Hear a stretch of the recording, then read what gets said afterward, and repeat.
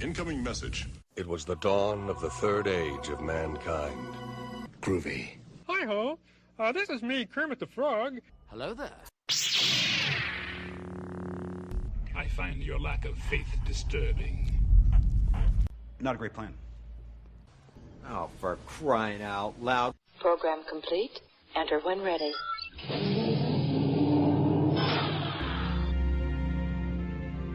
Let's see what's out there.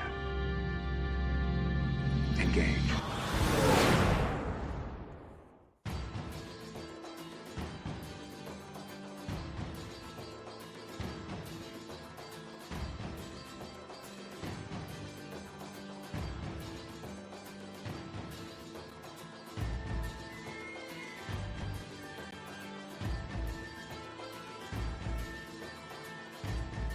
Hey there, we're Those Sci-Fi Guys, and this is that Those Sci-Fi Guys show. Just two working dudes, different lives, different jobs, but a whole lot of love for science fiction and the fun that comes with. We are your hosts. I am P.S. McKay with a new lease on life coming through Streamyard.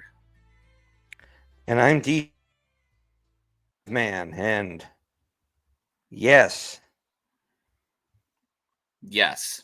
Yes. Coming through Streamyard. So that whole intro, I couldn't hear anything. Everything started cutting out. So I'm going to have to make a new video intro for everything. But it'll all come together, people. Did you hear everything smooth, DT? I heard everything. I wouldn't say it was smooth. Some of your cuts were original, still. Oh, stop with the editing critiques. My God. I'm just...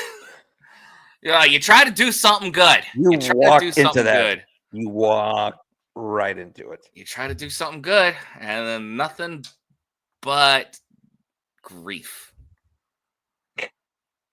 Yeah. Oh, you're going to play the veteran card? How original. You try to do something good. You try to go ahead and rebuild a country that was ruled by a dictator. And this is the thanks you get. Some people just want to watch the world fucking burn. Yeah, well, that is a factor. That is the factor. Yes, absolutely. Well, DT, how's it going? How was your weekend? Everything good? Yeah. Oh, this was our first weekend that we had like nothing on the docket. That's nice. Like aside from now our it? new weekly standard of me being on call almost every Saturday, and my daughter, of course, having swim practice every Saturday, but we didn't have anything scheduled, which was, we were happy about it. We were going to maybe do a few chores, relax, catch up on some things. And then Mrs. Calfman got very sick. Was absolutely miserable. And there it is. And she was feeling cruddy on Friday, and we were like, well, just get some sleep. Well, she didn't sleep because she was really not feeling well. No, and then the next day, she was just a mess. I felt so bad for her. She barely ate all on Saturday. Sunday, we did get a rebound. We did our best to let her rest. We did some cleaning around the house, just me and the little one, and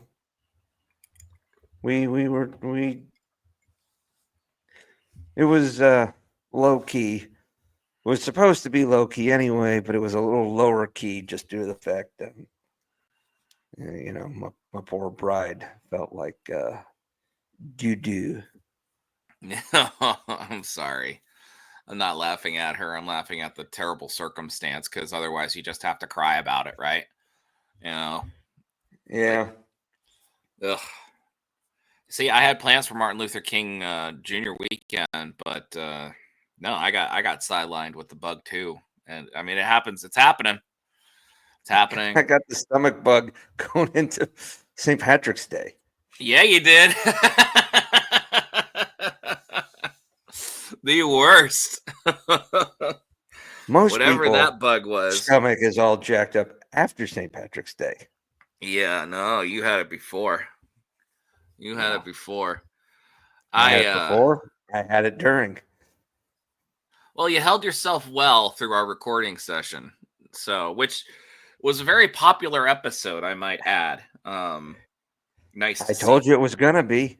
You didn't. You did nothing of the sort. You just thought, hey, why don't we do this? I'm like, okay, let's do it. I thought it was gonna be a good idea, and I was right.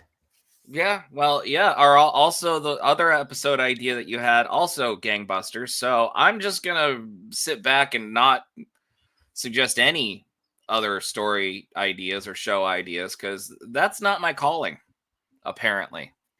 No, your So- calling was let's watch that mermaid piece of shit. Hey, I liked it, but apparently no one else did. I mean, Well, I you liked liked the episode, just- or no, I liked what do you call it? Dismantling it and walking through the parts and the pieces and things, and I like doing that kind of stuff. deconstructing. Yeah, deconstruction. It's a healthy deconstruction. Like the way they deconstruct legacy characters now, terrible idea. And I hate that. But deconstructing a piece of work in and of itself as an analysis, yeah. That Same wasn't a with piece the of work. That was a piece asteroid. of shit. That's a big difference. Oh. And the asteroid episode, that one, You which we did piece of twice, by shit the for way. breakfast. Yeah. Happy Gilmore is on repeat on cable right now in anticipation for Netflix's Happy Gilmore 2. I gotta be honest with you. The trailers look good. You know, I saw the teaser trailer. I haven't seen any of the others. I know what it's gonna be, and I'm looking forward to it. It's fine. I don't need the trailers to tell me what it is. Yeah, it's gonna be an Adam Sandler movie. Yeah, and despite all of my hoity-toity tendencies of analysis and stuff, I love a good Adam Sandler movie. They're not supposed to be high art. They're supposed to be enjoyable, a chance to turn off your brain. And he does that very well. The movies that he's supposed to be like his best non-comedic performances are movies I've never seen. Like I never saw Funny People or Punch Drunk Love. I do want to see Uncut Gems. I really do want to see it. I've just never sat down and was like, I'm gonna watch this. Yeah, I saw Funny People. It was okay. It had funny moments, but what? Go on, keep going. I'll get to you in a minute. Okay. It had good moments, but the problem was you had a storyline where a woman was desperate to leave her husband and cheat on him with a comedian, and it's like, whoa, this is dark. And you watched all the emotional pathos thereof. So it wasn't a comedy. It was a dramedy, so to speak. So it wasn't. Well, there were no good characters in the movie, other than Seth Rogen, but everyone else that Seth Rogen was looking up to. Stop. But everyone else that Seth Rogen was looking up to were bad people. They're all just terrible, and yet we're supposed to root for Seth to. I don't know. It was weird. It was a Judd Apatow misfire in a lot of senses. I could see where he was going with it, but same with This Is 40, by the way. But Adam Sandler wasn't in that. Well, look, not all are winners, and that's fine. It is what it is. But you know what my reaction is? I just opened up our Facebook page. Yeah. Completely missed opportunity. Did you know What? episode 221 was our mermaid episode? And episode 222, the previous episode, was in the pale moonlight. And right next to the stupid mermaid clip is the it's a fake right next to it. Oh, damn. Son of a bitch. Oh. Did we even Can you drop share that? it? It's a fake. Can you share it? Share it right now. Yeah. Hold on. Hit the plus present thing. We can see it. Yeah. Share screen. Yes, I'm sharing. Sharing is caring.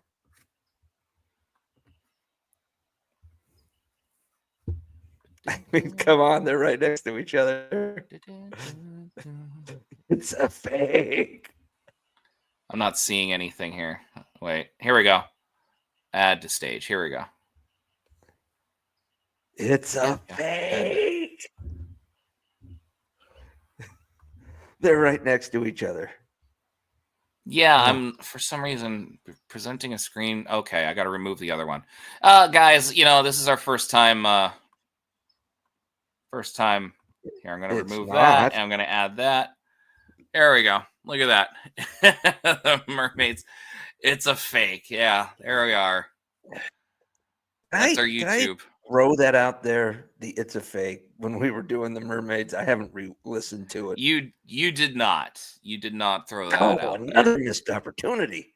Yes. You know how upset I am when there are these perfect ones that are like missed opportunities, and I think about them later. Oh, believe me, I do. Well, that's not it. That's the one we wanted. Good times.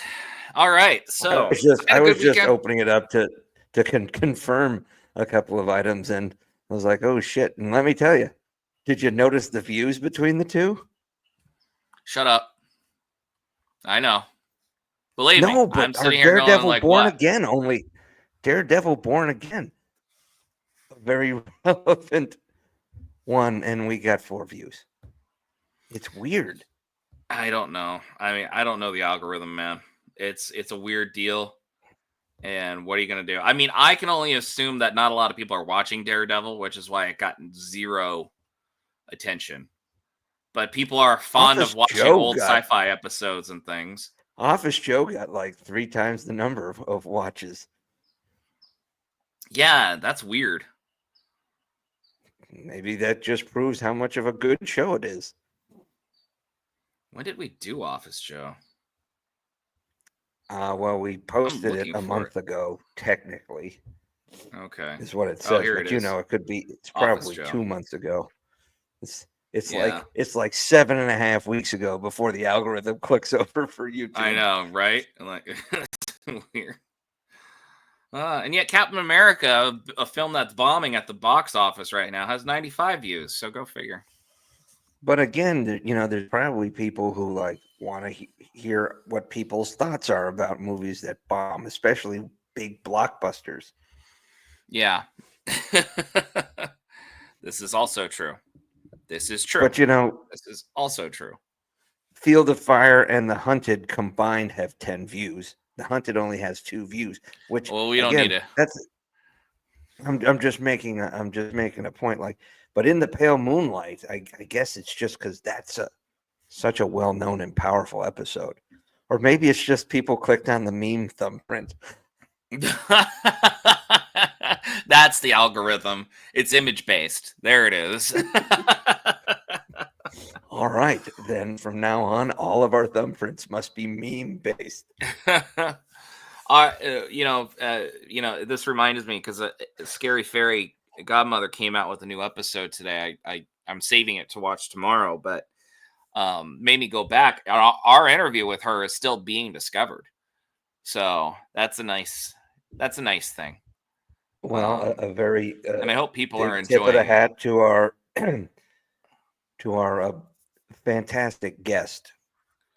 I hope people are enjoying it. I was very starstruck with her. She was great, but then again, so are these sci-fi guys. We've enjoyed having being on theirs, doing a crossovers. Those get views. It's hard not to enjoy them. Well, Dave, bless his heart, spent almost an hour with me working on teaching me how to use StreamYard. So Jesus. Hats off, Dave. So thank you. I know it was a trial of patience, but and I much appreciate it. So nice shout out to Dave, who was very concerned with us about being able to continue recording with the Skype going off the service area and everything. So he reached out immediately as soon as he heard about it. He's quite a nice fellow. Yeah. So So we'll be talking with them again in the future. I'm sure. Nothing in stone just yet, but I think it's our turn. We got to do something. We got to. Well, we do. To be honest with you, we've never actually suggested something. I think that you invited Dave to our Stargate one, didn't you? I did, because I realized how much of a Stargate fan he was, and I'm like, well, heck, finally I get to talk about Stargate. We'll have you on. I don't care if DT's on or not. We'll at least have you on. but I proctored, and it helped keep things moving. Yes. Although there were some things I wish we could have talked about. We just were so crammed for time. Like I think it was a good 2 hours. It was a longer episode. Dave had to take a knee. They're not used to doing those super long ones that we do. Yeah, because we just kidding. Dave was ends. Stargate for crying out loud. Said, yeah. 9 months ago. It was a good one. No, it was a good one. It was a good one. It was a different format for us. And, folks, we're trying to keep the formats from going stale. We're mixing things up. Clearly, you see, we're trying new technologies. At least new for us, anyway. There's definitely going to be some hiccups along the way with us people set in our ways. Having to pivot. It's recording. That's all we need, because the very first time we tried Streamyard. Oh my god. That session is still haunting me. It's mocking me. It's still on here. The worst is there's been several times, folks, where we've had what we thought were outstanding pods, where we were like, man, that was awesome. And then one of us realizes, shit, we forgot to hit record. And it's just so embarrassing too. Especially it's extremely hard on me. No, not that it's not hard on Mack, but like to record and feel we're good, and then it's midnight where I'm at and go, we didn't get it. Yeah. Especially after like a marathon episode where we literally go an hour and 45. And yeah, it's like, okay, no, guess we're gonna have to try it again, but not next time.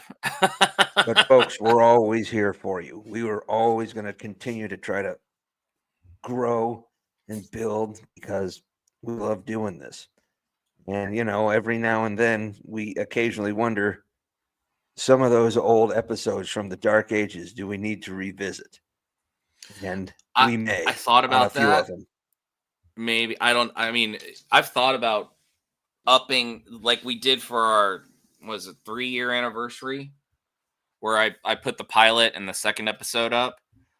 I don't know how comfortable I am doing that, because I've had to edit out some auditorial flubs, and true, but I don't know if they show up in the getting the pilot on our YouTube page was a good thing.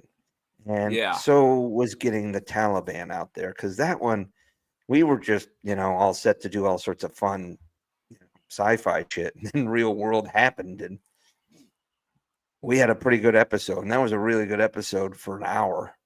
We weren't even doing these. Yeah, for us to vent, man. That was a rough day. Rough time. Yeah, it was a tough one. Ugh. It was a tough one. But we had this to discuss and get it out. So, and we somehow put sci-fi into it. like every episode number 2, like in every series, like it's always kind of a wait, what's the format that they're dealing with right now? Well, rather than go bottle episode, we had to tackle a heavy topic, and there was plenty, and particularly in Deep Space Nine and Battlestar, that really fit the mold for it. But we've tried to take advice from people we've worked with, to expand our abilities here. We've gone live, or maybe not so much live, but we've my brother taught us that we should never ever go live. And I sent you that clip of why we should never go live. So but what I meant was on location, like when I did the videos on the cruise, and then Comic-Con, and when we go to the next Comic-Con, I'll be calling in from there again. Yeah, at least doing you need to some bring a videos. laminate with our logo on it. I do. And like just clip it to your thing, podcaster. Yes, because there's so few of those out there. So I know. We have the market cornered for science fiction nerds Completely. doing podcasts. There's really so few podcasts out there about science fiction. It's really, we got in on the ground floor, man. We did. Honestly, they're all variants of the word "the." There's the Sci-Fi Guys, these Sci-Fi Guys, those Sci-Fi Guys, this Sci-Fi Guy. Well, yeah, there is the Sci-Fi Guys, isn't there? Is there? Wait, are there? I was just screwing there around. was the Sci-Fi Guy. There was the Sci-Fi Guy, and he's been off the air. He's been off the air since 2016, I think. I did my research. So there was only one instance of those Sci-Fi Guys, and that was a comic book from like 2005 or something, or 2011. Jeez. And it was just a limited run thing. So, and we're not associated with them anyway. Yeah. So, but no, that Sci-Fi Guy is no longer active. So we've got that Sci-Fi Guy, those Sci-Fi Guys, these Sci-Fi Guys. And we're friends with one of those two. So you guys can guess which one. Friends with 4 of them. So, and Dave's done a lot of good things. He's kind of walked us through some things. We've gotten great feedback from him. We've got excellent feedback from Scary Fairy Godmother. She gave us some nice feedback. And I've received feedback from you, on podcasting. That's kind of how we got started. I picked your brain. It's 2016, one of Tribune's best listens right here. So it's kind of nice to get that sort of influence and mentoring for our podcasts. Oh, I see what you're doing here. Damn it. Take us in. Well, on the whole, on the topic of mentors, this tonight we're going to discuss sci-fi superhero fantasy mentors. There's quite a lot out there. It's one of the key archetypes in storytelling, particularly in a hero's journey, any sort of hero's quest story. There's always a mentor. All right, we've got very obvious ones, and then some less obvious ones. Some who maybe deserve more love than they've got. But fantasy, science fiction, superheroes, they all got mentors. And a lot of good storytelling has them. So I figured, why not? Yeah, indeed. We've talked about all sorts of great other things. We haven't nailed this one. And like I said, this is one of the key story framing archetypes. Classic storytelling. I learned about this in advanced English class in high school. In fact, we actually had a discussion over dinner kind of about this when somehow we got on the topic of classic literature and such. We also had a discussion on what a MacGuffin is, but that's a completely different story. MacGuffins, I don't like the term MacGuffin, I gotta say. I feel no, like that's... I prefer the egg MacGuffin. Oh, nice. With bacon. I feel like it's a demeaning term for a plot device. I don't know why I feel that way. It feels like it's saying that the plot is thin and they have to have this because otherwise there's no story. It's like, well, that is the story. But it's not. All the Infinity Stones were a MacGuffin. Okay, Well, it's the plot device, but why are you saying it's like calling a character a Mary Sue. It's a demeaning description for a writing style. Which I'm not saying Okay. Mary Sue shouldn't be. I mean, I don't know. I'm not offended by you saying it. I'm trying to defend that plot device tool. Hey, look, man, all I know is the really high class AMC theater when I was living out in Ohio.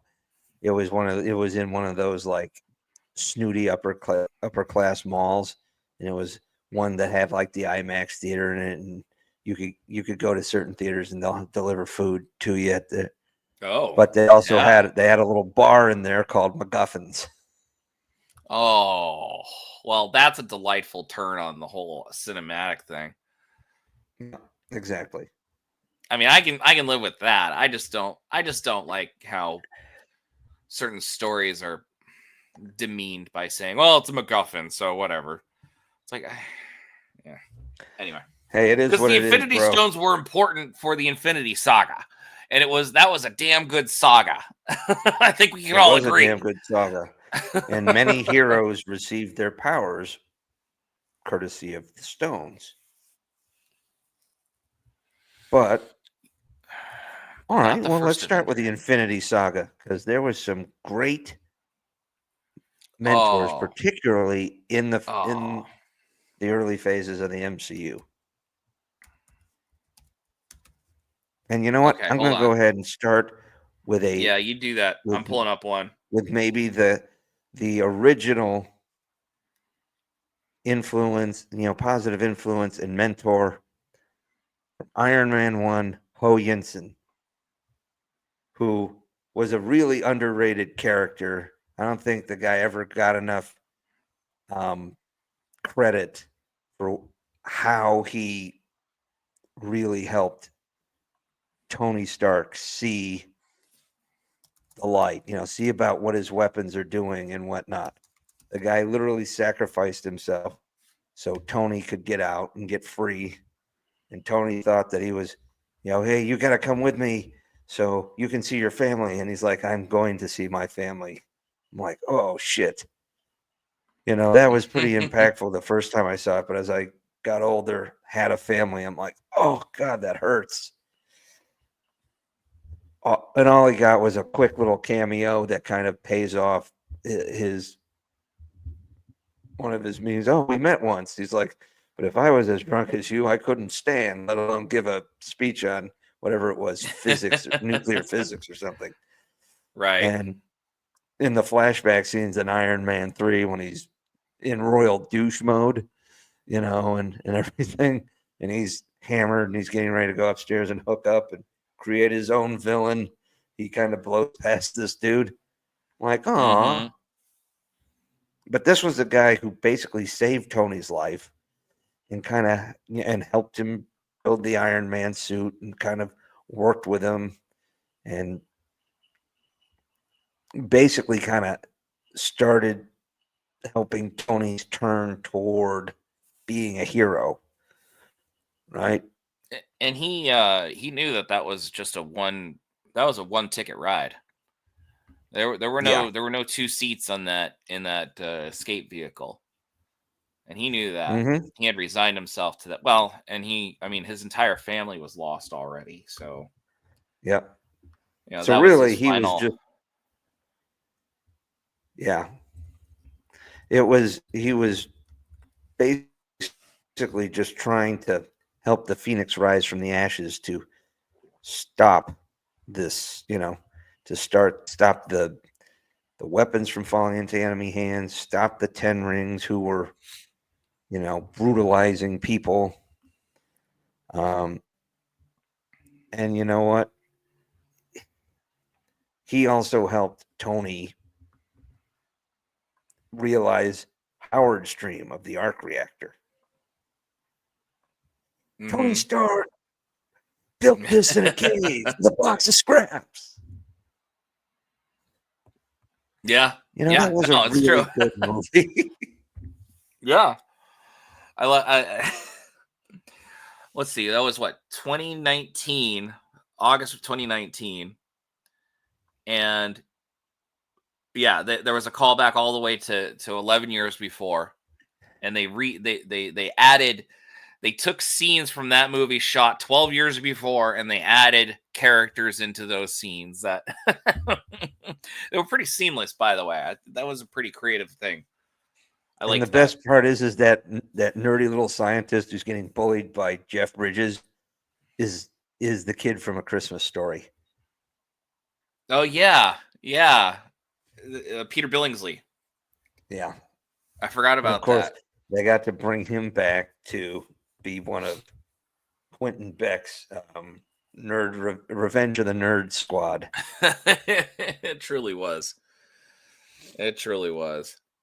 But again, Yinsen, man, just a real underrated character. The prime example of the guide who helps set the hero on their path, who has an untimely death early on, but whose death kind of also helps push the hero forward. There's many cases of this, but man, that's a guy who you kind of wanted to see a little bit more of. The actor just crushed that role. He did a great job with it because he played it very understated.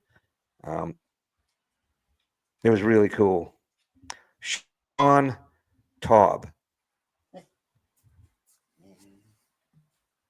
Yeah, I agree. I think he basically taught Tony how to be a hero and what it meant, and how much pain that the old Tony had brought upon the world through his. Sorry, that's the doggo Tucker. He's with me right now, guys, so please bear with me. I don't want to create him tonight. He's just asking. Bernedoodles need a lot of attention. I don't know if anyone knows this, but they need it. I played with him for 2 solid hours before this episode, by the way, before we started recording, and it's not enough. Not enough. Anyway, Yinsen taught Tony the pain that his company wrought across the world, and showed him what a true hero was. And heroes are about making the big sacrifice, which, by the way, was a great callback in the Avengers when Steve Rogers says, "You've never had to make the big sacrifice, have you?" And so Tony Stark's full story arc comes to a completion with the Avengers when he's like, "I got to make the call. I'm going to have to take the sacrifice." And he throws that, rides that missile up through the portal towards Thanos' Chitauri fleet. It was. Gosh, the MCU was great. It was. Even you could even get, even in some of their worst outings, or their weakest outings, perhaps, you're able to pull things from it. Look at how much the Incredible Hulk has been factoring into the back half of the MCU. Jesus. They're just like, hey, there's a lot of plot threads that we could fill. Why? Well, maybe we should. Okay. I mean, some of them would be great, but it would kind of be a little more effective if they filled them in a Hulk movie. Better manner? Instead of a Captain America movie. I know. It was basically a Hulk sequel without the Hulk, and Captain America was thrown in the middle of it. So that being said, well, it was kind of the way Civil War almost became Iron Man 4. Yeah. Well, I mean, Civil War is Avengers 2.5. Yeah. But it's also like you get a lot of the Tony Stark in it. Oh yeah, most certainly. You have to wonder. It was named Captain America: Civil War, but that movie was not about Captain America. It was just the Avengers. It was, it could be argued that the movie was more about Tony Stark than it was about Steve Rogers. So Now, if you had or more billed about it as Bucky. if you had billed it as Avengers Civil War, that would have worked. Most certainly. But it is what it is. Anyway, Yinsen, followed very closely by in Phase 1, Dr. Abraham Erskine. No, that was mine. I was gonna bring it up. You can You do son it. of a gun.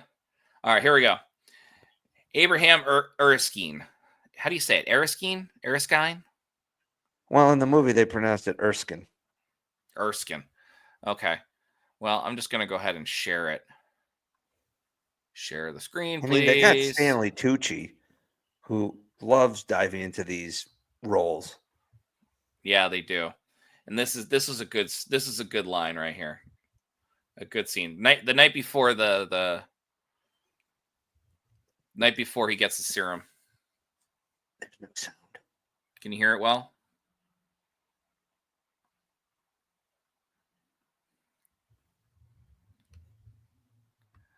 And Stanley Tucci's just amazing.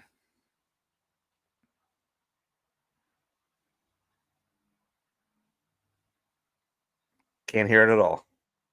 You can't hear any of it? Seriously? Damn.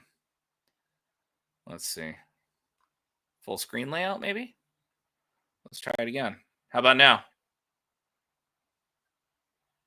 No? All right. Well. Nope. Anyway, this was about Good becomes great, bad becomes worse. yes, it talks about how the serum amplifies what the person is. And he goes, well, tell me. Well, in an earlier scene, Dr. Erskine goes to Steve and he goes, tell me, Mr. Rogers, do you want to kill Nazis? And Steve goes, I just don't like bullies. No, what he said is, I don't want to kill anybody.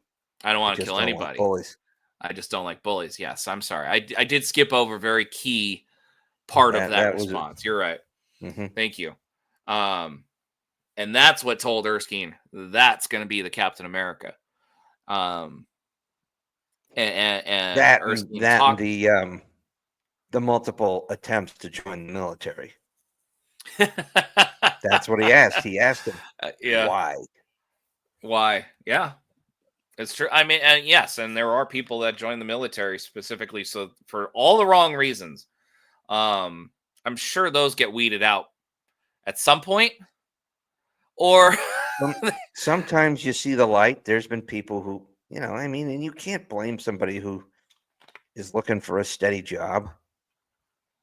If you have my grandfather did it. Yeah, my grandfather, he was the sole. He wanted to join the military. He wanted to join the army at 15, and because his father was dead, he was basically the sole breadwinner for his mother and his 3 sisters. I could be wrong. It could be 4 sisters, but the military wouldn't take him because he was too young. And it took that was illegal even then. Took an act of Congress to allow him to join the military in a non-combat form. But he did it. So, but yeah, you're right though. I mean, you take it for a steady job a lot of times. I mean, sometimes it's life and death. You have to join the military. But that's not what I would call a wrong answer. The wrong answer is going into the military because you want to try to kill someone. Yeah, that is all the wrong answer right there. Because that implies you don't value life. And if you don't value life, then how are you going to be valuable to the man next to you in that foxhole? Right? I mean, yes. That's simple enough. And I'm a cushy civilian with a civilian job. Who has zero insight into the entire thing, and that's just my perspective. So bless you. Yeah. Well, and Erskine brings a very fascinating perspective because he's German, and he has this great line where he says, most people forget that the first country the Nazis invaded was their own. Mm-hmm. And you would have heard that in this clip if you could hear the thing. So he when it comes to the mentors who start some of the original trilogy heroes on their march, Erskine gets the most love because everybody's been trying to redo his serum. Anytime they talk super serum, they got to drop his name, right? So I mean, the whole Incredible Hulk film was all about trying to recreate the serum. Before we even got Captain America, it was about recreating the super soldier serum. So, I mean, he gets, and to a degree, fairly so, gets a lot of mention later, continuing. He actually gets, you see him get credit in What If? That's when Peggy Carter takes the serum instead. But, that's right. Still, Erskine is kind of, he's a little bit of an Obi-Wan Kenobi type, he's definitely a mentor and has taken a very vested personal interest in this scrawny kid who just, he likes just Steve wants Rogers. to do what's right. He finds Steve Rogers to be endearing, and I think he admires him. Gumption and everything. He was, all the gumption. He was selfless in every way, shape, and form. When he had every excuse to be completely selfish. Sure. I'm. How can you hate a heart like that? I know. God. And that made a big impact on Steve, the good man thing, hit Steve. And, and you'll see, like he watches his mentor, this guy, the only guy who ever believed in him, get shot. And instead of chasing, and he chases this guy down, the guy who kills him, Thorin Oakenshield. But, Steve does everything he can not to kill the guy when he really wants to. Right. And that's and I mean, he's like literally roided up. He's literally roided up and angry at losing his mentor. And he's still, I don't know. I mean, how would you interpret that situation? Like he didn't kill him. The guy took a cyanide pill in his tooth.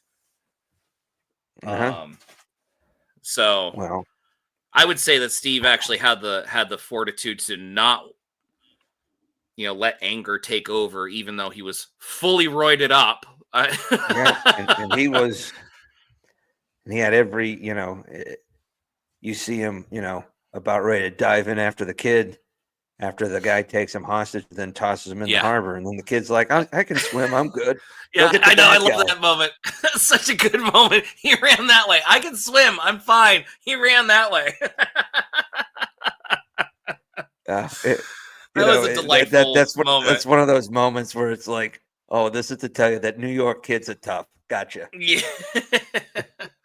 Oh, they are. New York kids are tough. There's a truth to that. I don't.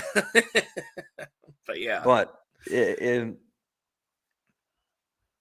But it also, you could tell it broke Steve's heart watching this guy who really believed in him more than just about anyone. Even Bucky, who was his best friend and supported him, was like, and really, Jersey.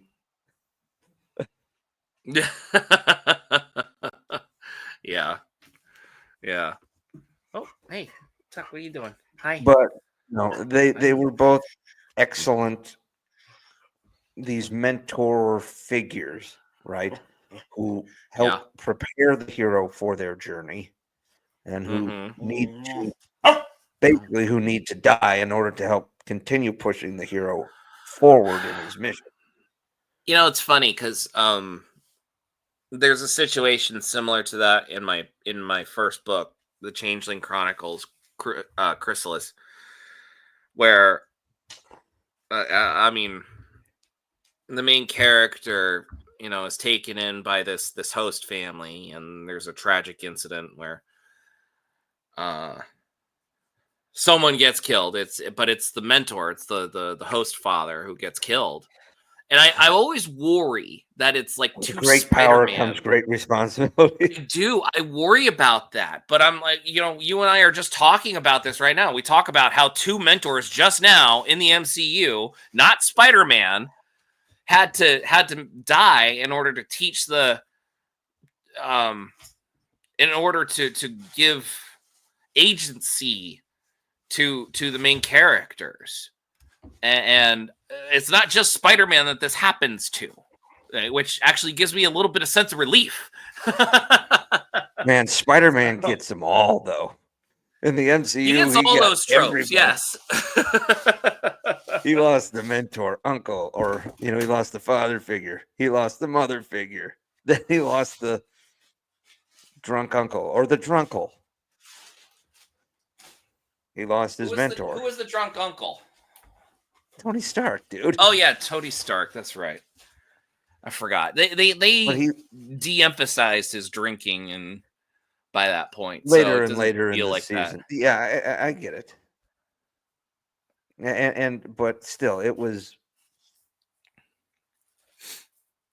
you know, I mean, Spider-Man is the classic example, right? With great Very power much comes so. great responsibility, and in every single version of Spider-Man, Uncle has to die terribly. Well, and that's the thing, right? So, oh shit, hold on. And his parents are already dead.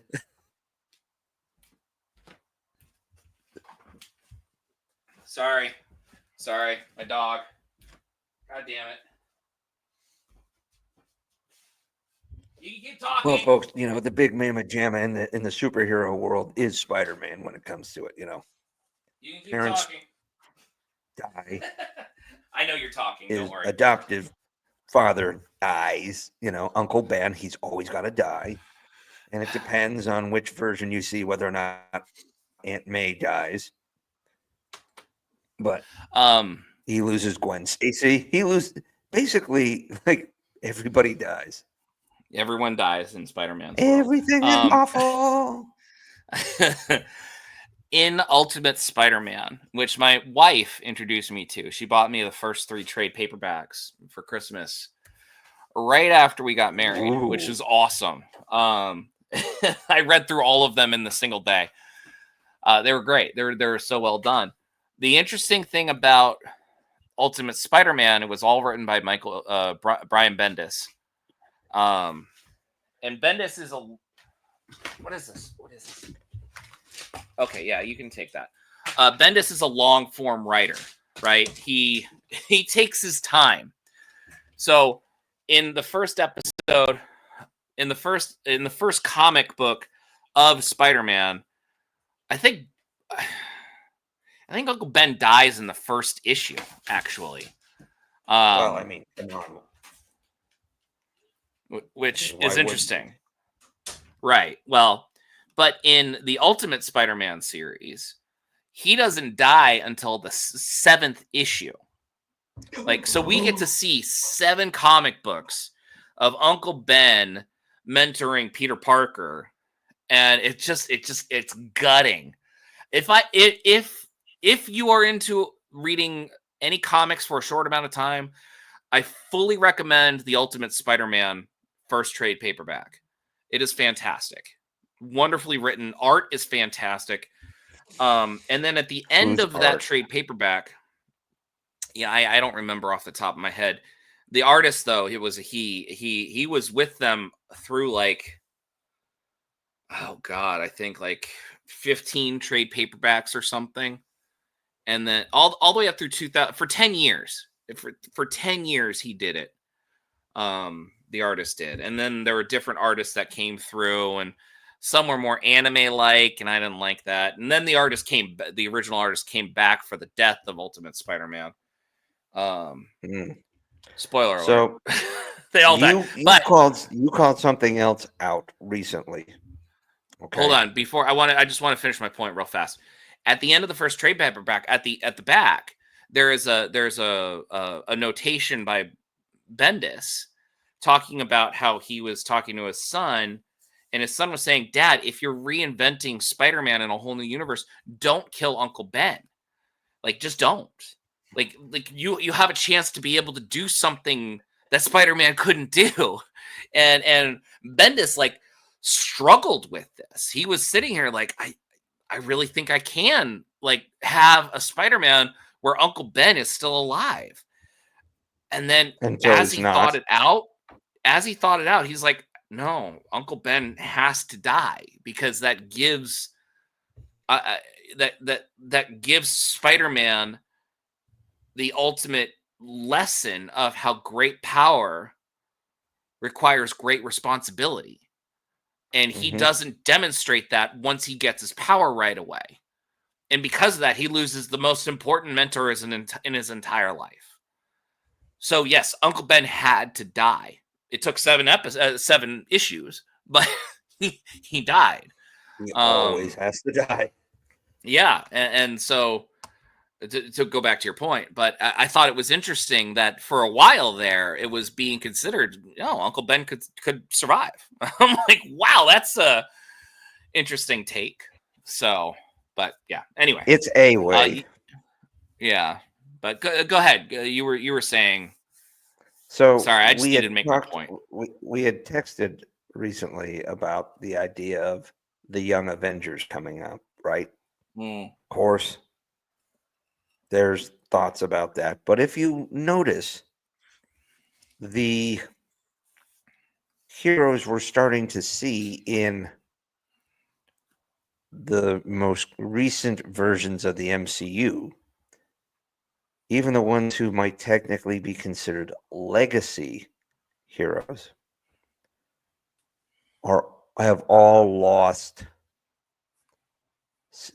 friends who are pseudo mentors. Yeah, I mean, he was supposed to have his own TV show or movie or whatever, Rhodey, right? Yeah. Tony Stark was his best friend, and in some ways mentored him in how to be a superhero. Rhodey knew what it meant to be a soldier or military, but everybody up in here is all about that superhero life, right? Yeah. So yeah. But the same thing with Steve Rogers. Steve had to step aside and maybe die. They don't really let us know, but in order for Sam Wilson to take the steps that this new world needed, Steve had to go. And the same thing, too, to a degree with Bucky. In some ways, Bucky needed Steve to no longer be there to force him to kind of come into his own, at least as a hero. Black Widow, Natasha dies and Yelena has to step into that role. Clint, yeah, but where's her mentor? Just had to retire. Natasha kind of mentored her, at least through the movie, right? Yeah, it's been a while since I've seen Black Widow. But you're right. Yeah, she was there for a little bit for her. She was the big sister. Yeah.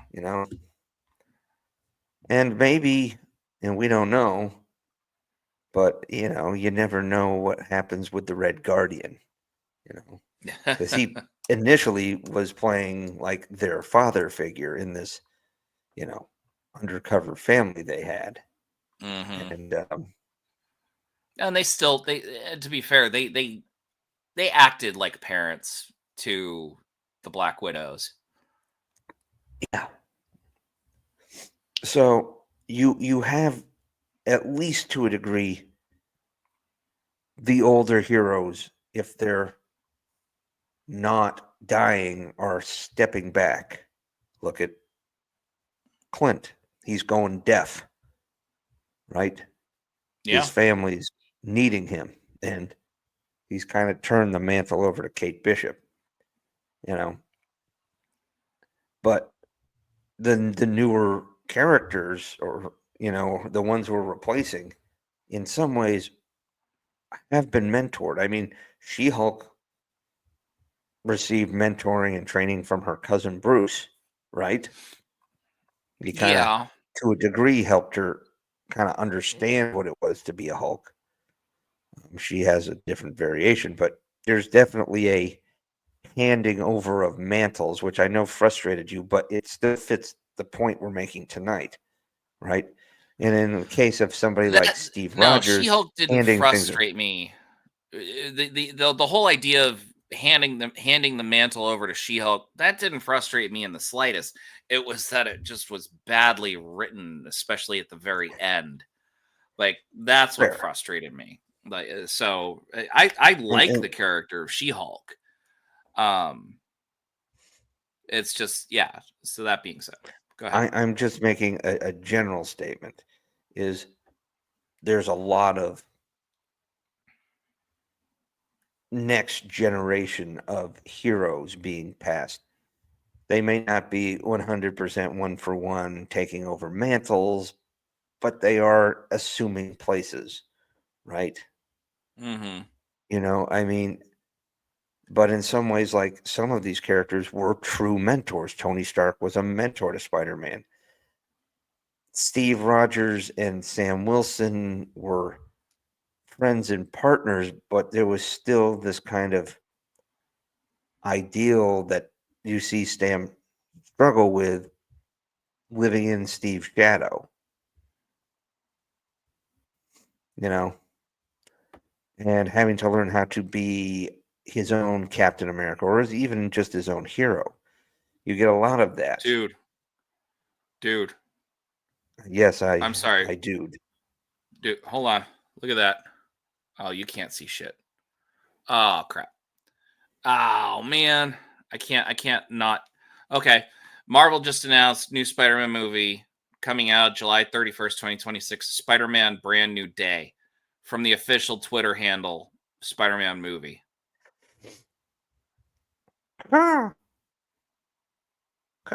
Interesting.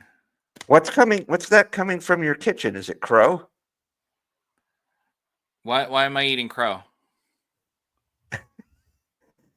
That was in an argument. I'm like, when I brought up my idea of who the next team up should be, and I brought up some Spider-Man, and you're like, no. We're never getting Spider-Man back, because Sony's such a pain in the ass. No, okay. No, I know what you're saying. No, this is a Spider-Man movie, and Sony has to do it in order to keep their Spider-Man rights. So, is it a Spider-Man MCU movie? Of course it is, but they don't want to. They don't want to lose the rights. It's just coordinating Spider-Man with the Avengers is a pain in the ass. And they're not going to do that if it's just like a. We'll see. I mean, I could be wrong, but that's a whole argument that we had that this audience has no idea about. It is not worth going into it. It sounds like I'm copping out, but I'm not. It's just there's a lot of backstory behind that. Anyway, breaking news: Spider-Man Brand New Day, July 31st, 2026. It's literally in production. Like, how is this? They need to change the title. How did we not know to this? Spider-Man Beautiful Day, and then they can license the songs from U2, and there we go. It's a Beautiful Day. That came out in 2004. Was it 2004? I don't know. Somewhere around then. You were in Iraq at the time, so Iraq, radio wasn't Iran, a thing. Afghanistan, whatever. you were everywhere. Yes, everything you said, absolutely correct. So I agree with you wholeheartedly. Let's step away from the MCU for a moment and I'd like to Right. give you my thought. Unless, did you have an idea that you didn't finish yet? I'm sorry. Oh, dude, we could literally spend the entire episode on MCU. We could do the entire episode on Star Wars. I know. Those two are yeah. really cornerstones. And if we really wanted to, we could also dive into the DC universe. Yeah, this is also because true. they're all loaded. You're all loaded with it. So and yes, this now is, we're gonna go talk about the View. The View. Oh God, no, not the View. But I would argue Guinan is a fantastic mentor. Amazing mentor. She's mentored just about everybody on the crew. And we've also discussed that she was a better psychologist than Troy. Only because of writing. She actually taught people how to move on in their lives rather than being assured about their lives the way Deanna did it. So when 500 years old, you reach, look as good. You're not. Right. But, you know, I mean, the way she talks to Geordi about his women troubles, you know, Geordi we see that scene with that lieutenant, what's her name, on the beach on the holodeck. They go out and he's just sitting there. Is the wind too cold? Is there too much wind? I could turn down the wind. Or you know what? I forgot the music. And the music comes and it's like, Geordi, you're trying too hard. Like, I think it's just time to go. And he's lamenting to Guinan, and it's like, I don't know how to talk to women. She's like, well, you're talking to me. He's like, well, yeah, because you're Guinan. I know. It could be a trap. It could have been a trap. It could have been easily a trap. He has a better answer than that. It's like, but you know, I know you. And she's like, interesting. So, or maybe you're just comfortable around me. You know, but she gives him good advice. One time, go ahead. Please. But you know, he talks with Crusher, talks with Troy. There's only one time I ever saw him. You ever see him possibly flirt with a member of the senior staff? And it was in whatever it was, Q-Who or whatever, when Riker Sonia? gets the Q power. Oh. Elaborate. Remember when he's all on the bridge and Riker's granting everybody their wish and Geordi gets to see for a minute? He takes one look at Tasha Yar and goes something along the lines of, you are more beautiful than I. That's it. That's interesting. That would have alluded to some thoughts that the writers had down the line. And then Denise Crosby was like, I want out. But she already got smashed by Data. Yes. That would have been a very weird discussion, too. Oh, my God. Is it not inappropriate for bros to date other people's? No, don't do it. Don't do it. Don't say it. Don't say it. Oh, man. We're so immature. But you can't unring that bell. It's like 3 episodes later. This is true. He just hit on his best friend's hookup. Again. Run away, Geordi. Run away. Oh my God. You're right. I mean, you're absolutely right. I don't know. What am I gonna? Oh my gosh. That being said, you're right. Guinan was a very strong mentor figure, and additionally, so was Picard. Before we go to Picard, I do want to point out one thing about Guinan. But you bring up a good point. Oh, she mentored Worf. She mentored Crusher, Geordi, Riker, Wesley. She introduced Worf to prune juice, a warrior's drink. And she beat him in a phaser range, which drove him crazy. And she's like, bitch, please. I've been doing this for like 300 years longer than you've been alive. I better be good. Yeah. I want to talk about that for a second too. The one time that I felt that she wasn't an effective mentor, and I don't know if she was talking to Wesley or if it was Riker talking to Wesley first. But it was like Wesley talking about wanting to learn how to talk to women. Oh, I think he's talking to Riker. He's talking to Riker, and then he goes, "Guinan, can you sit down for a minute?" And yeah, sure. What do you need? Shut up. I need to kid. teach Wesley how to talk to women. And they do this weird soliloquy back and forth, like some weird Shakespearean back and forth of, you know, I can't even recreate it. It's so preposterous. And I'm sitting here as a young 11-year-old Mack going, "Oh, so that's how you're supposed to talk to women?" Like, in fairness, it was performed very well. They really it was performed very boom, boom. It was weird, but then Wesley is like, "This is adult. well beyond my abilities, guys. I'm out. I can't." And literally, I mean, that's the audience right there. But maybe that was because that was Guinan's 800 years of experience, battling Will Riker's hormones, which gave him equal amounts of power in that situation, perhaps. Well, I mean, they were really just, Riker was like serving up pickup lines, and she was just batting him back, and it was like a tennis match. Yeah, it was. It was. There's this. When you think about things, there's this legend about this guy named Charlemagne something from Europe, and you mean Charlemagne? No, a different person. Like, you mean from not the Holy Roman Emperor? Charlemagne? No, Charlemagne of Gault or something like that. From France. Gaul. It was from France. It was like from the Gaul. 1700s. Gaul. Gaul. That was the name for France. But you're talking about Rome of Gault. Like, I don't know. Whatever.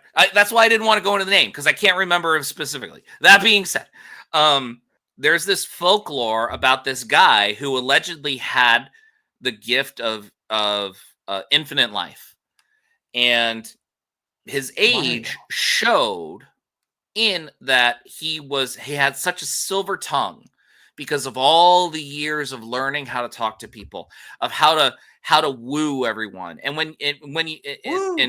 he would be able to woo any woman he wanted just with the speech that emanated from his lips. He could win over any man in any business deal with his charms and his guiles. He is the most interesting man in the world. He would be. He literally would be. He didn't say he lived forever, but he would move from town to town, and start anew. But his knowledge would build up. So you'd have to think. I know. In the original series. Yes. But you have to think, this is just a thought exercise.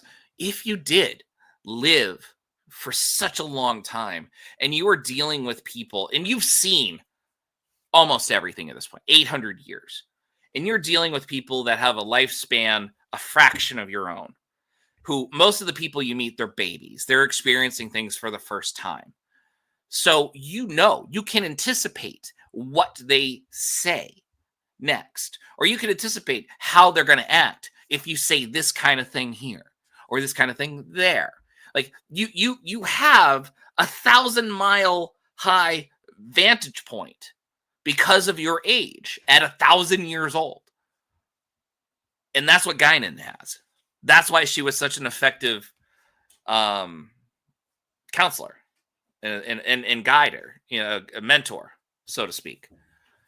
So anyway, that folklore made me think about Guinan and how she was so good. That was my thought process. So you may be picking up what I'm putting down, or you may not. Whatever.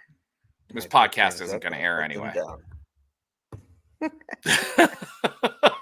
What? I don't know. Go ahead. What was your one? Well, she did. She did act as a general mentor. You know, the advice that people are more comfortable asking their bartender for than their shrink. Very true. But you know, she did a good job. Needless to say, in the Next Generation, you also had Jean-Luc Picard, mentor. Well, I mean, he was older than everybody else, so Yeah, he I mean, was. He was. Everybody had their influence on Data's quest to become human, but Picard really did have a mentor-like role. These questions Data would ask him about things, and he seemed to bring these heavy questions to Picard. You know,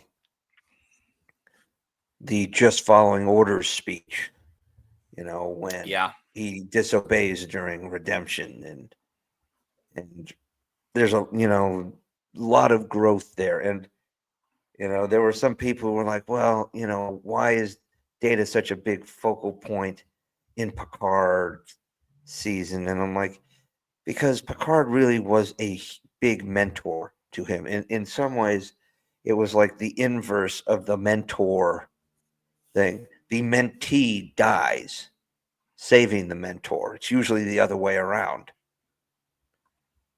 You know? Yeah. To push things onward. And when the reverse happens, it has a habit of derailing the hero, the mentor, so to speak. Which is why when you see, just flashing into Star Wars for a quick second, why Obi-Wan's a fucking disaster at the start of his own show. Because, like, he had to,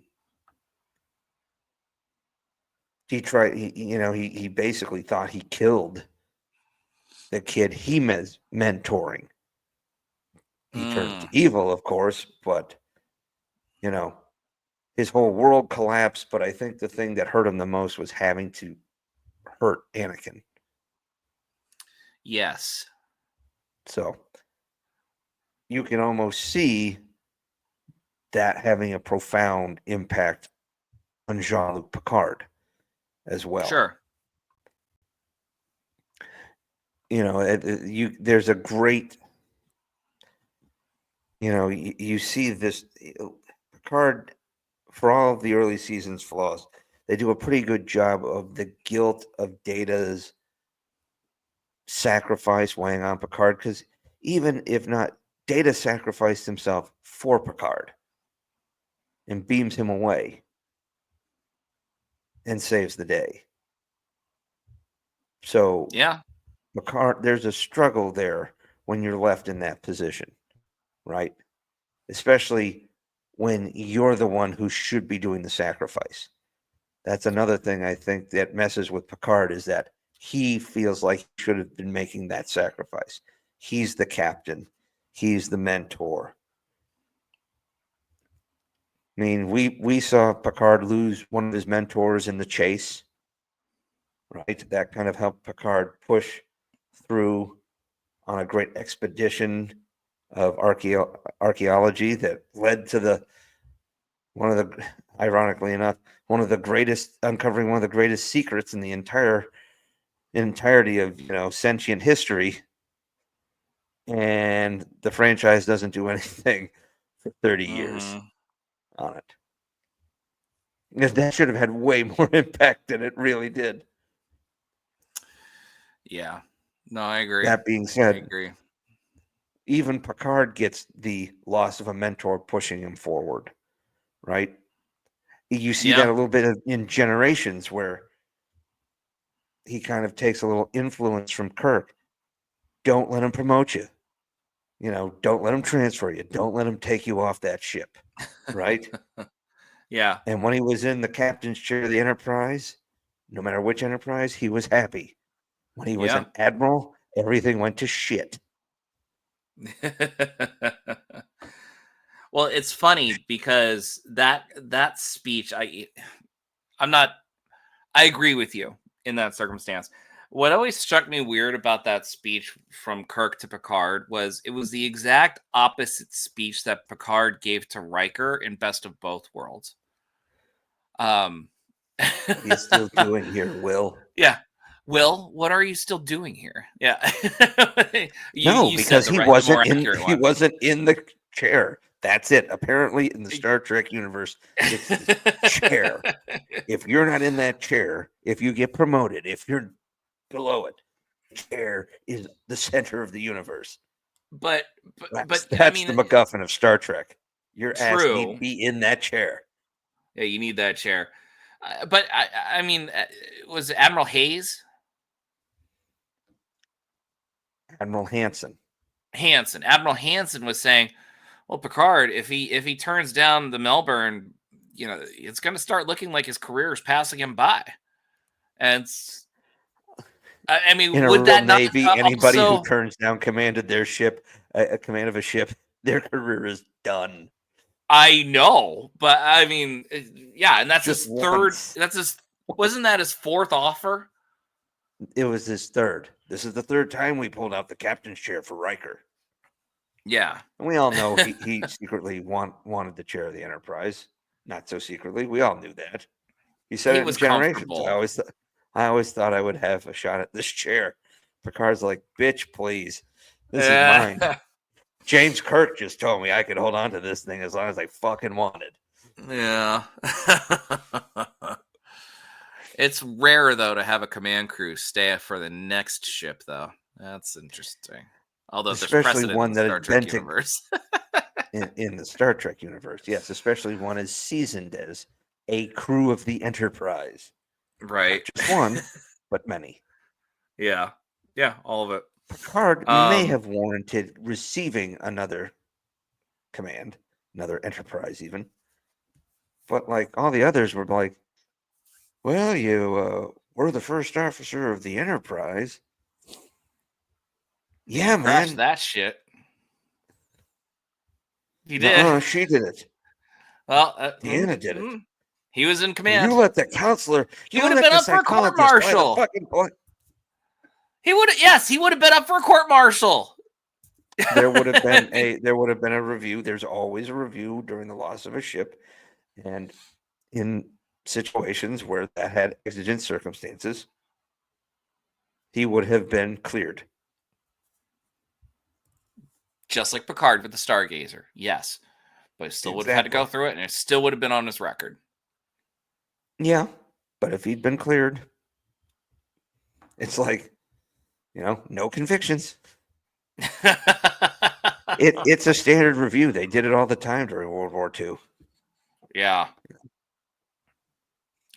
Which is interesting because how many ships are lost in World War II by the U.S.? Had to have been in the dozens, right? More than that. Hundreds? Yeah. You got to factor in all various sizes. God, to imagine a war on that scale where you're losing that many ships in the span of 3.5 years, it's just mind-boggling. I mean, it was a world war. I know. Lived up to the name.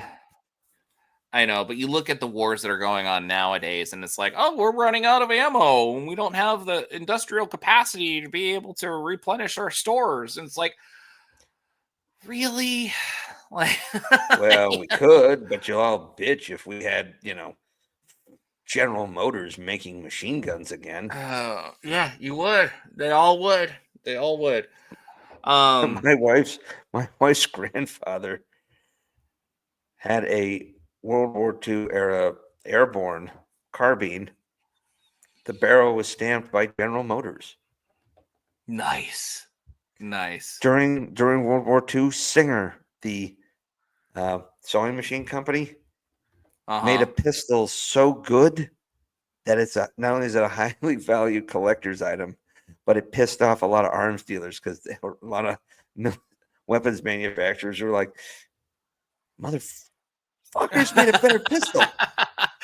Meanwhile, Winchester's over here like, son of a bitch, a sewing company? I don't know if Winchester is still around, but yeah. It's wild, What man. were we talking about? Yeah, yeah, the Mentors. wild effects of war. We talked about Obi-Wan. A little. Does But he was like go into it. in modern sci-fi fantasy. He's the pinnacle, right? He literally stands there and sacrifices himself to enable everybody else to escape. He's the prototypical mentor to the hero who introduces him to this whole world that he didn't really know anything about, trains him, brings him on, sets him on his quest. You must come with me to Alderaan. Yeah, no, and you're right. And I guess, thinking about it retrospectively, Obi-Wan knew that Darth Vader was going to sense him or sense Luke. And so he went ahead and, by the way, this is all retrospective because at the time, I don't think George thought that Luke was, Vader's son at the time. So let's go with that. So let's just say that he didn't know Vader had a son. It was just Luke Skywalker and then Anakin Skywalker and Darth Vader. And they're on the Death Star. And Obi-Wan's knows that Darth Vader can sense him. Because it's implied. It's like, I sense something. And so after shutting down the tractor beam, Obi-Wan distracts Darth Vader. Because he smells like Old Spice. Obi-Wan. He's the beacon. He's the force beacon to Darth Vader. And as long as he's keeping Darth under occupation, the rest of them can get away.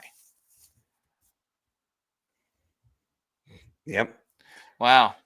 I didn't think about it being that deep, but it was pretty fucking deep. Well, I mean, damn it. Lucas has long since said that, Star Wars is rooted in Arthurian legend. Obi-Wan and Yoda are like Merlin type characters. You have it's a prototypical hero's journey archetype story. You've got all the archetypes in there. Yeah, and sure they tweak some here and there. How many of those hero stories have been told that just flat out bombed? But Star Wars did it because they were able to be there at the exact right place and the exact right time when technology was just good enough to be able to give such an amazing special effects extravaganza. You will love this movie. See, they didn't have Alec Guinness to do that for the prequels or the sequels. They did not. No. You will love this movie. And they did not. But they did have Ewan McGregor. You will love this movie in 20 years. You will love this movie in 20 years. Right now, we don't have anybody doing it. Disney's doing. Hey, you're gonna like these movies, right? Oh, it's more. Hey, remember Star Wars? I remember.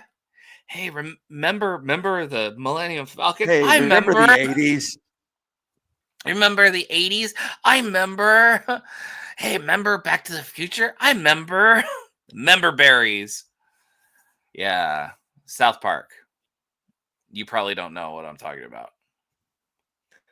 Why don't you? See, there's a mentor who still keeps hanging around. Yeah, no, true. We got one more in us. Well, I mean, you've got your mentor's mentor.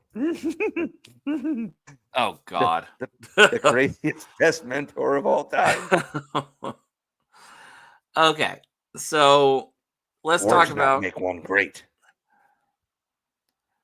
Also said in Empire Strikes Back. Let's talk about Yoda from Empire Strikes Back and Return of the Jedi. Okay, it doesn't work. He's not a mentor really in the prequels. he's a teacher, not a mentor, or he's an administrator, really. Not much of a mentor. But he's a mentor to Luke, in a sense. A sensei, Skywalker. if you will. Missed you, I have. Maybe the only real good scene in that movie. From Last Jedi. Yes. You know, dare I say that if you take brought Last the Jedi puppet by back. itself, they did bring the Muppet back. But if you take The Last Jedi by itself and you remove the Canto Bight story, the Which was movie weak. itself would work if it wasn't sandwiched in two completely unrelated movies. There was a lot of and having Luke Skywalker actually be on the planet, being Great. hit by all those blasters and stuff, and fight Kylo Ren. Yeah. He needed to be there. That Yeah. if you take out Canto Bight and you add in Luke Skywalker at that planet, that movie could have been saved. We really didn't need Luke Skywalker's Zoom, doing, saving the rebellion via Zoom. Okay. ODing on the Force. which is what happened. That's really what happened. They OD'd on the Force. No, what happened is he would rather die than be in the next movie. Again, I've only seen it in the movie theater once. Have you seen Rise of Skywalker since? Rise of Skywalker, no. You've only seen it once then too. I saw Last Jedi exactly twice because I went to see it in the theater, and then when my kids started getting interested in Star Wars, we had to watch it because Last Jedi was coming out. No, Rise of Skywalker was coming out. So, all right, we got to finish all these movies. Yeah, that was the second time I watched it too, because my wife was like, I don't remember what happened in Last Jedi, and it was on Netflix at the time. So, and she's like, I want to see it before we see Rise of Skywalker. I'm like, all right, well, here we go. So we spent the Saturday night rewatching Last Jedi for my second time. And, yeah. Anyway, a Palpatine survived and took the Skywalker name, so everything's in order. Yoda. You speak Yoda. What? Okay, here's a podcast idea. Sci-fi's greatest follies. The sequel trilogy. Got it. Well, I mean, we could talk about other things other than that too. It'll be a nice bitch fest, but that would be fun. Maybe for the next episode. So, how much do you want to bet most of this shit lies within the last 20 years? All of it. Almost all of it. There's Code of Honor, though. Oh, my. Yeah, there's that. We would be remiss because here's a great mentoring relationship. Rex and Ahsoka. Oh, yeah. Yeah, it was more than good one. I mean, the Padawan master thing, it's like built in, right? So you've got, Obi-Wan and Anakin with Ahsoka, Kanan and Ezra, right? It's there. Mm-hmm. And you could do all of these that you see, right? But Rex's mentoring of Ahsoka, in my, experience is the best teacher or something like that. Like it's like, don't I outrank you? Or she's like, it's like it's like experience outranks everything. Is one of the first lessons he taught her. Mm-hmm. And by the end of season 7, that love and that trust that they had, together. But Rex was part of the training that helped Ahsoka survive Order 66. Yeah. The shooting the weapons. If you can survive Rex and the boys, then you can survive the separatists. The feedback he gives her, and she respects him so much. She tries to prevent him from having to face down his brothers. He tries to outthink by, trying to fool his brothers by, Ahsoka Tano's no longer a member of the Jedi Order. They're like, even brainwashed, we know that's bullshit, Rex. But she trusts him so implicitly, knows how valuable his experience is even when he goes and retires and hangs out with a couple of other clones and gets a little batshit crazy. She still sends Ezra and company to go find him because he is that important. She knows that Kanan and Ezra and company need his guidance. It's kind of why Obi-Wan sends Luke to see Yoda. Yeah. Yeah. I mean, damn, you got it. What can I say? I'm a big Star Wars nerd too. Well, you soak up all of everything. You're a big sponge. Like you. Yeah, to be fair, you're less critical than I am. So, and so you just like a lot of things, and you just absorb it all. I am critical as a critical thinker. I'm not saying that as a pejorative, sir. Okay. No, I'm not in fact, I'm jealous of your ability. Okay, trust me. I'm pointing out you enjoy a lot of things, and that's a good thing. So you're not just a Star Wars nerd or a Star Trek. You just do everything. Like so. Yes, I do. That's my observation of you, and it's a solid, fair evaluation. And it's in no way negative. So literally not negative. you know what's a huge disappointment? Yeah, no, I don't. But you had Rey and Finn literally with Han Solo, and both of them barely paid attention to the lessons he's trying to teach you. Rey and Finn, yeah. Well, was Han Solo teaching any lessons? That's not how the Force works. Oh, well. That's J.J. Abrams writing for you.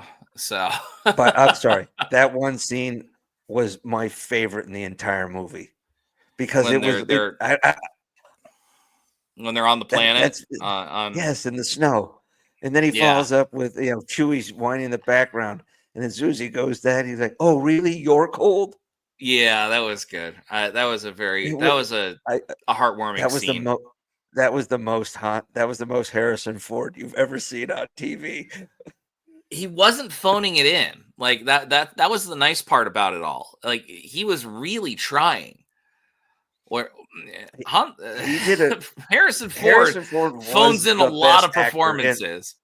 He can. Yeah, but this one he did not. He actually tried. Oh, he didn't.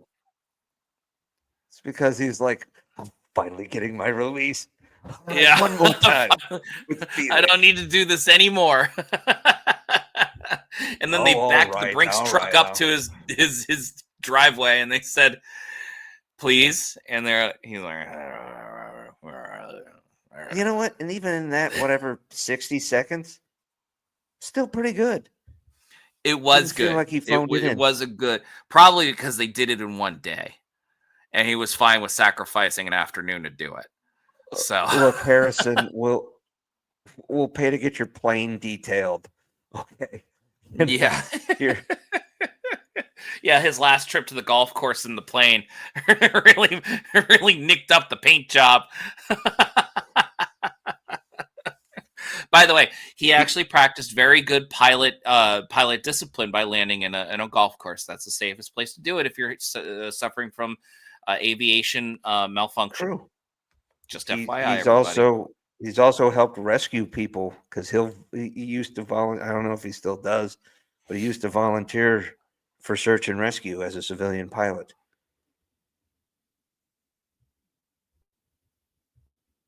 Did I lose you? Yep, I think we did. We are out of Schlitz tonight.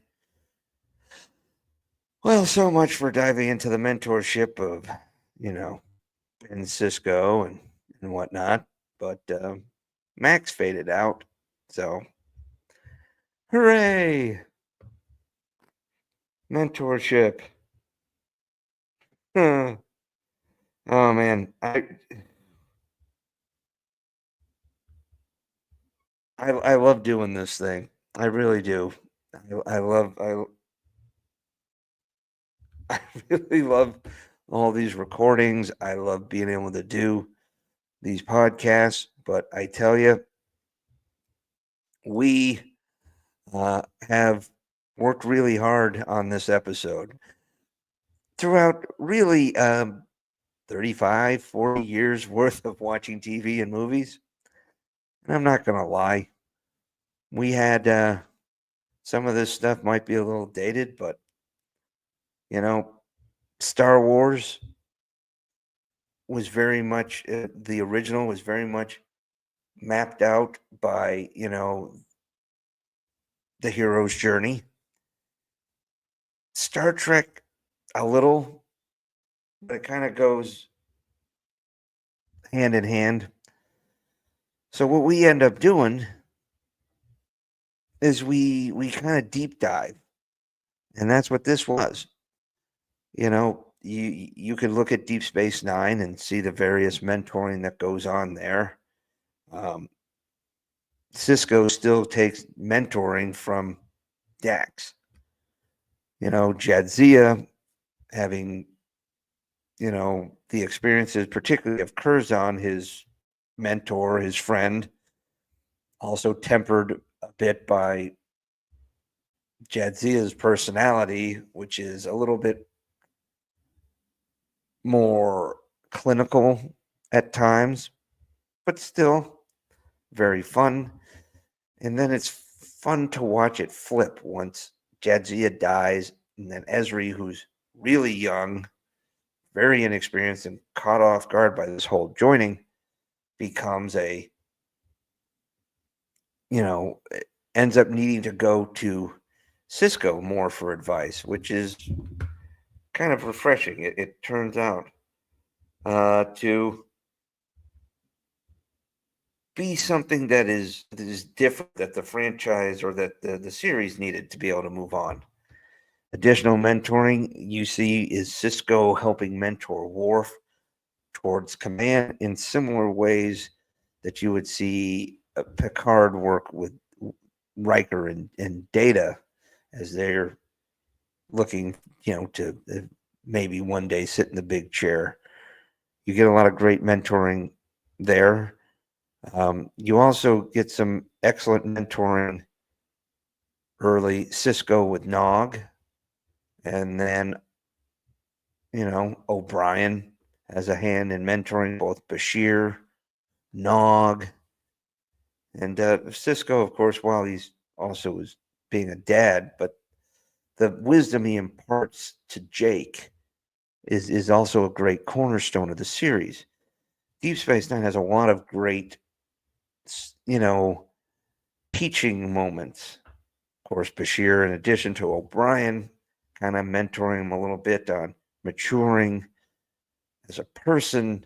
You also have Garrick challenging Bashir's concept of what's right and, helping break through his naivete and seeing the world for the universe for the scary and darkness it is. It is fascinating. So you get all of these people who work on the station together. You get when Martok comes in, he kind of gives Worf Klingon mentorship, and they become a really great dynamic where Worf has this idealistic version of Klingons and and Martok kind of gives him a little bit of, at times, a little reality check, but does it in the right way where, Martok's trying to help him grow as both a Klingon and a man. The guidance he gives him preparing for his own wedding is great. Unfortunately, a lot of Odo's mentoring on changelings all comes from changelings who are real negative influences. But man, Deep Space Nine is just loaded. A lot of great relationships where people kind of help each other grow. In some ways, Jadzia's death fulfills the mentor dying and having to push the hero Sisko further along in his journey, which sends him back home. And then these visions help bring him to find the orb of the emissary, which then reopens the wormhole and kind of starts tilting favor in the war back to the Federation. But he also gets mentoring from Ross on, Admiral Ross on stepping up in the chain of command and how to oversee the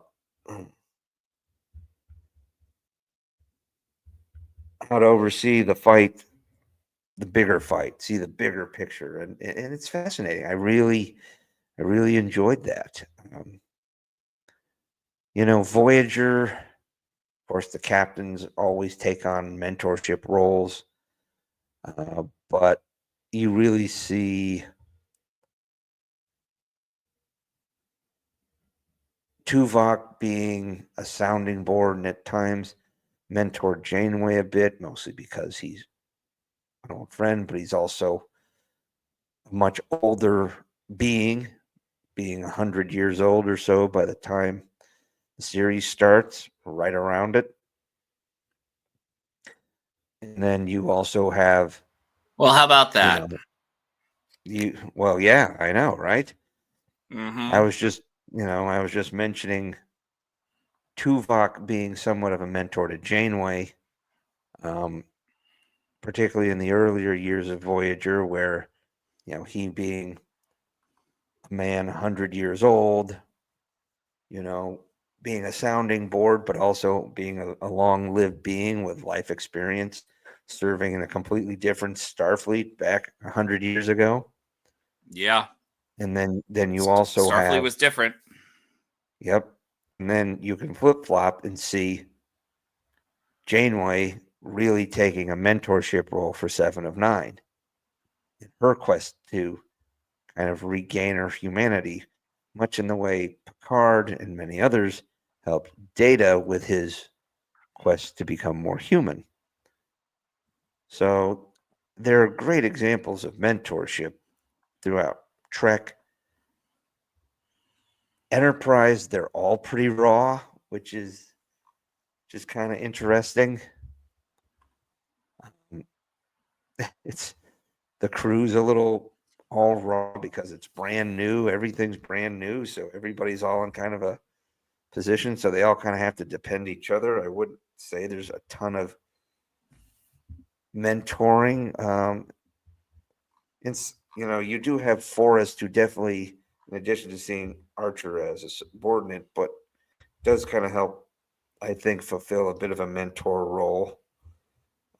Even in his early negative ways, Saval tries to mentor, at least to Paul, towards the right Vulcan way. And then Shran gives a bit of mentorship as he helps Archer break through his naivete. It's kind of hard to argue with it, but you get some of that here and there. And that's one of the things I think that makes Star Trek so valuable, is that you can literally see somebody mentor somebody and be a mentor, and yet there's another character who they frequently interact with who mentors them. In some ways, it harkens back to like the Clone War eras, where you see, all these people mentoring each other, but there's still Yoda to whip a little knowledge on everybody.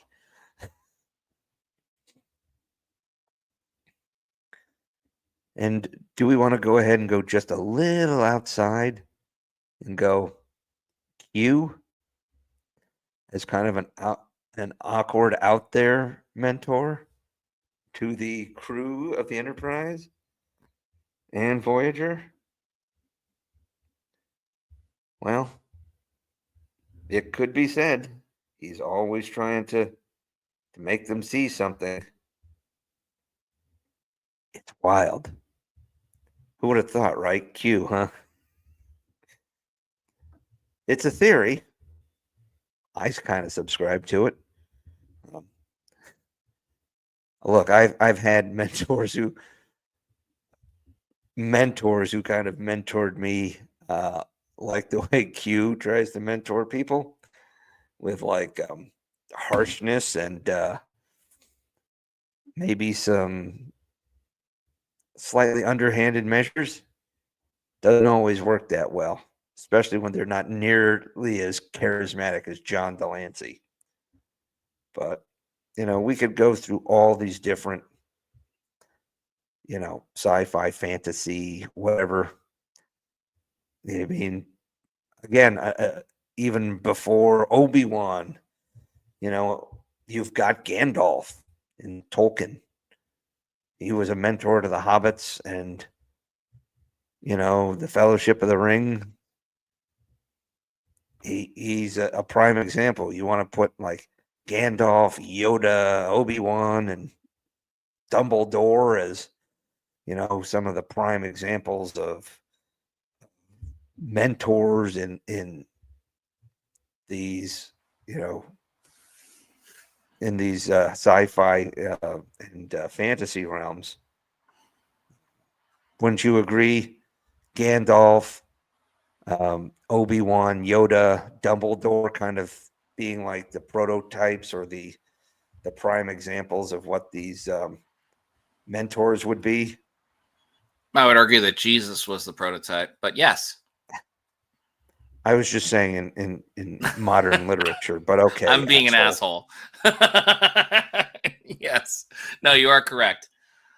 For modern literature, yeah, they were the archetypes for that fashion. Yes, sure. Absolutely. I mean, Dumbledore is kind of a Gandalf. Timu. Just kidding. But he definitely falls under that Gandalf mold. So much so that I heard that Ian McKellen was like one of the prime choices. People like the fans wanted to replace Richard Harris after he passed. Oh yeah, that would have been weird.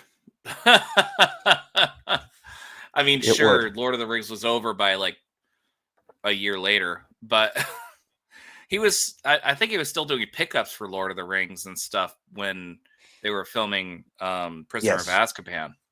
He was doing pickup basketball games, dunking on hobbits like a beast. God. Your play on words is tiresome sometimes. Hey, at least I'm here.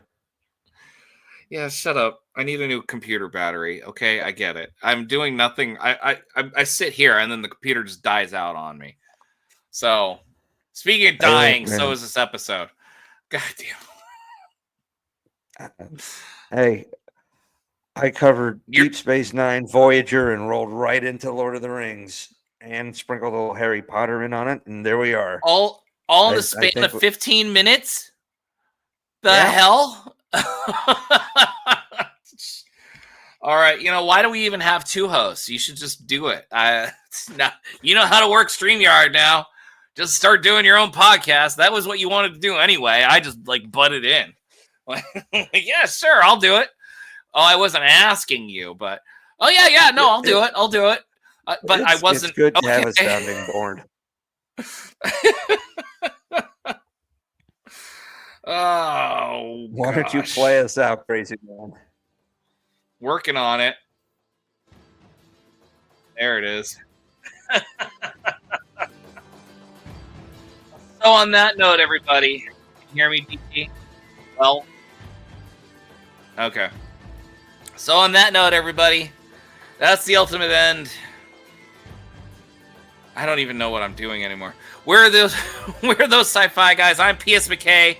Thanks for joining us. Until the next time, you guys keep dreaming. We'll keep working.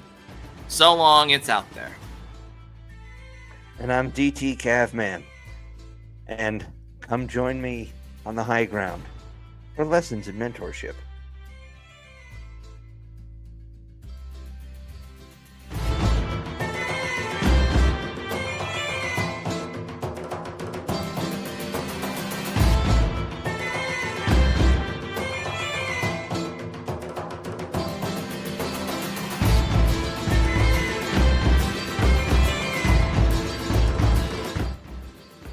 Those Sci-Fi Guys is an independent broadcast by Alpha Psi Productions, produced by DT Cabman and PS McKay. Music courtesy of Silverman Sound Studios by Fiddly D is under Creative Commons by 4.0 license. For more information on upcoming episodes, follow PS McKay on X at PS McKay, or go to thosesci-fi-guys.com for past episode information. You can now find us on Spotify, so head on over there for our latest episodes. But don't worry, we are still on Apple. You can also find us live on Rumble, and you can find us on YouTube with video podcasts and Facebook. So be sure to leave a like and a comment and let us know how we're doing.